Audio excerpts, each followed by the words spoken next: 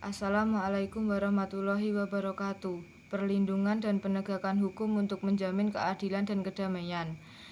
Perlindungan hukum adalah segala upaya pemenuhan hak dan pemberian bantuan untuk memberikan rasa aman kepada saksi atau korban. Hukum harus memperhatikan 3 unsur: kepastian, kemanfaatan, dan keadilan. Unsur-unsur perlindungan hukum: adanya perlindungan dari pemerintah kepada warga negara, adanya sanksi bagi yang melanggar, jaminan kepastian hukum berkaitan dengan hak-hak warga negara. Faktor yang mempengaruhi penegakan hukum: faktor hukum itu sendiri, faktor penegak hukum, faktor masyarakat, faktor sarana, dan faktor kebudayaan. Macam-macam perlindungan hukum: hukum terhadap konsumen, hukum yang diberikan kepada hak atas kekayaan intelektual seperti hak cipta dan hak kekayaan industri, hukum yang diberikan kepada pelanggar hukum.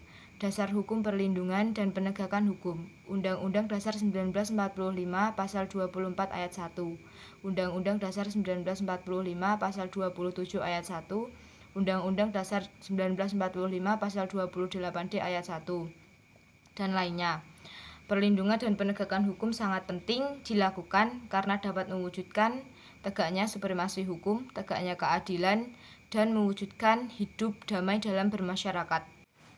Keadilan adalah perlakuan dan pengakuan yang seimbang antara hak dan kewajiban. Macam-macam keadilan: keadilan distributif, keadilan komunitatif, keadilan kodrat alam, dan lain sebagainya. Jaminan keadilan dalam kehidupan berbangsa dan bernegara. Pancasila, pembukaan Undang-Undang Dasar 1945, batang tubuh Undang-Undang Dasar 1945, Undang-Undang. Peran lembaga penegak hukum. Peran pokok Polisi Republik Indonesia: memelihara keamanan dan ketertiban masyarakat, menegakkan hukum, memberi pertimbangan, pengayoman, dan pelayanan kepada masyarakat. Peran Kejaksaan Republik Indonesia: melakukan penuntutan, melakukan penyidikan terhadap tindak pidana tertentu berdasarkan undang-undang, meningkatkan kesadaran hukum masyarakat, dan lain sebagainya. Peran hakim adalah mengadili perkara dengan tidak membeda-bedakan orang. Hakim dibagi menjadi 3. Hakim pada Mahkamah Agung disebut Hakim Agung, hakim di bawah Mahkamah Agung. Hakim pada Mahkamah Konstitusi disebut Hakim Konstitusi. Peran advokat: membuat dan mengajukan gugatan, sangkalan, jawaban, tangkisan, memberikan pembuktian, membantu hakim mencari kebenaran, dan lainnya.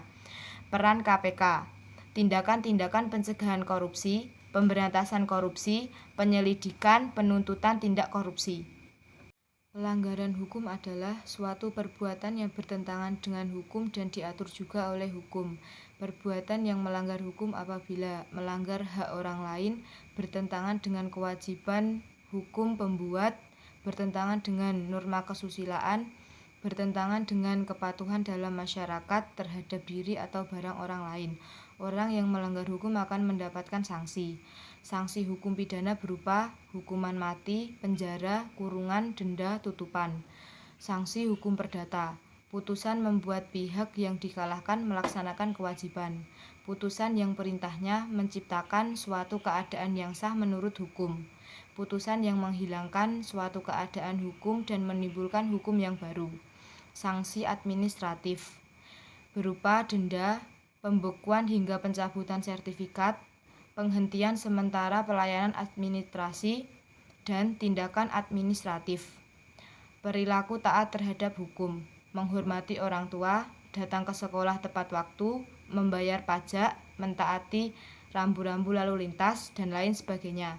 Perilaku tidak taat hukum: tidak menjaga nama baik sekolah, tidak menjaga nama baik orang tua, merokok di sekolah, tidak memiliki SIM atau KTP, membuang sampah sembarangan, dan lain sebagainya.